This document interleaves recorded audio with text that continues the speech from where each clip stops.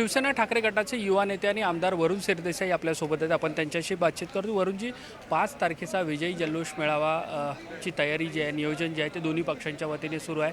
त्याविषयी पहिल्यांदा काय सांगाल, कारण सगळ्यांचं लक्ष त्याकडे लागलेलं आहे. नाही, नक्कीच शेवटी मराठीची ताकद ही दिसून आलेली आहे आणि त्या मराठीच्या सक्तीचे GR हे मागे घ्यायला लागले आणि त्यामुळे जरी मोर्चा नसेल तरी मराठी ताकदीचा विजय आणि त्याचा जल्लोष हा करण्याकरता आता 5 तारखेला त्याचं आयोजन करण्यात आलेलं आहे आणि पक्षाच्या वरिष्ठ नेत्यांकडनं तुम्हाला पुढची माहिती मिळत जाईल. दोन्ही ठाकरे बंधू या मेळाव्याला उपस्थित राहतील, त्यामुळे स्वाभाविक आहे सगळ्यांमध्ये उत्सुकता आहे.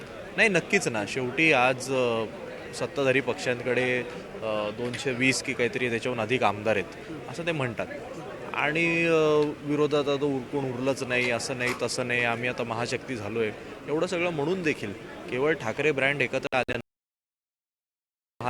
त्यांचे दोन्ही GR मागे घ्यायला लागतात. हे मला वाटतं मुंबईची आजही आणि पूर्ण महाराष्ट्रामध्ये ठाकरेंची किती ताकद आहे हे दाखवून देण्याचे संकेत आहेत आणि उशिरा का होईना किमान सरकारला शहाणपण सुचलं याचा आम्हाला आनंद आहे, समाधान आहे. नुकतंच खासदार संजय राऊत यांनी एक ट्विट केलेलं आहे. ते ट्विट कदाचित आपण बघितलं नसेल तर मी आपल्याला दाखवतो.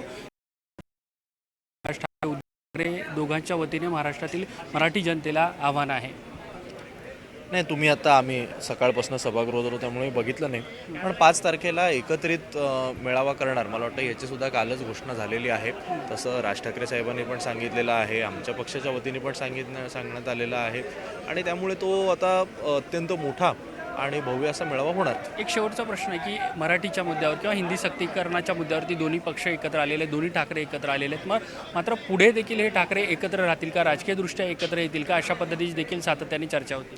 नाही, बघा, शेवटी कसं आहे की पक्षांनी युती करायची की नाही करायची हे दोन्ही शेवटी पक्षप्रमुखांचे निर्णय असतात.